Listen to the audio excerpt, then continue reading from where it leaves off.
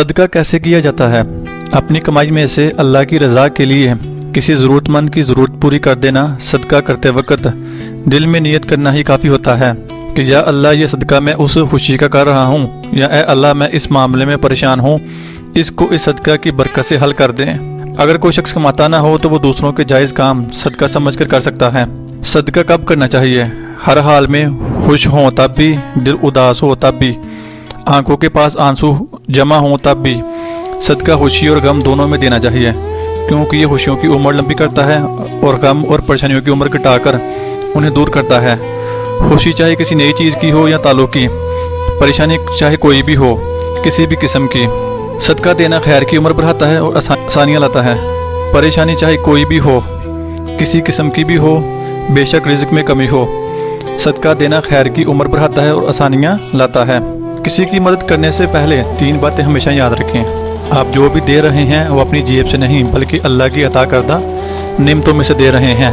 Number 2, आप अल्लाह के लिए दे रहे हैं, ना कि इस शख्स को जिसकी मदद की जा रही है। मदद करने से सरमाया कम नहीं होता बल्कि अल्लाह के वादे के मुताबिक कई गुना बढ़ जाता है। सदका के फ़वाइद। सदका आफात और मुसीबतों के लिए डाल है।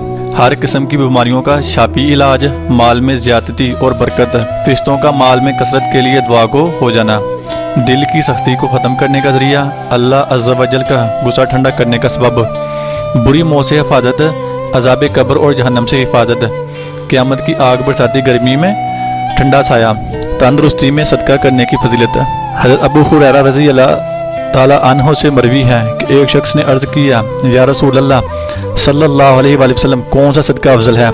तो आपने फरमाया कि जब तू तंदुरुस्ती में माल की ख्वाहिश होते हुए, मुख्ताजगी का खौफ और मालदारी की तमा रखते हुए सदका करे तो ये अफजल सदका है। उर्दू इतनी देर मत करके जान हलक तक आ पहुँचे। इस वक्त तो कहेगा कि फ़लाँ को इतना माल और फ़लाँ को इतना माल दिया, और हाल ये है कि अब वो माल फ़लाँ वारस का हो चुका।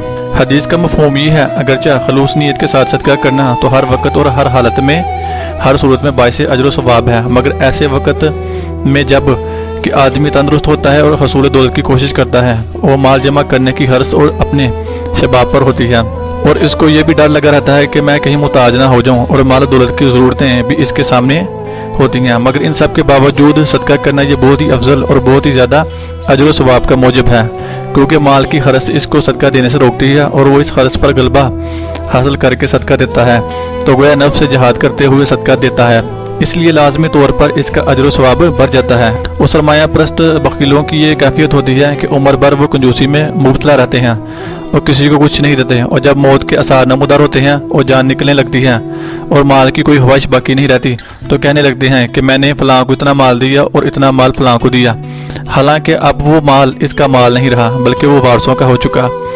तो हुजूर सल्लल्लाहु अलैहि वसल्लम ने फरमाया, मुसलमानों की ये कैफियत नहीं होनी चाहिए, बल्कि तंदुरुस्ती की हालत में जबकि माल की ख्वाहिश और हरस अपने शबाब पर होती है, इस वक्त सदका देना बेहतर और अफजल है। रसूल अल्लाह सल्लल्लाहु अलैहि वसल्लम ने इरशाद फरमाया, सदका से अपने मरीजों का इलाज करो, क्योंकि सदका बीमारियों और पेश आने वाली मुसीबतों को दूर करता है। सदका कब्र की गर्मी को दूर करता है। फरमाने में मुस्तफ़ा सल्लल्लाहु अलैहि वसल्लम, बेशक किसी शख्स का सदका इसकी कब्र से गर्मी को दूर कर देता है और क़यामत के दिन मोमन अपने सदके के साए में होगा। रसूल अल्लाह सल्लल्लाहु अलैहि वसल्लम ने फरमाया, सदका बुराई के 70 दरवाज़ों को बंद कर देता है। हज़रत अबू मूसा रज़ियल्लाहु अन्हु से रवायत है कि नबी करीम सल्लल्लाहु अलैहि वसल्लम ने फरमाया, हर मुसलमान के लिए सदका करना ज़रूरी है। अबू मूसा ने पूछा, अगर वो सदका करने के लिए कुछ ना कर पाए?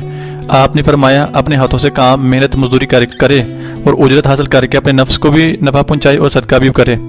उन्होंने पूछा, उसे अगर इसकी भी ताकत ना हो? आपने फरमाया, वो किसी मुसीबतज़दा हाजतमंद की मदद कर दे। उन्होंने कहा, अगर वो इसकी भी ताकत ना रखे? आप सल्लल्लाहु अलैहि वसल्लम ने फरमाया, वो नेकियां भलाई का हुक्म करे।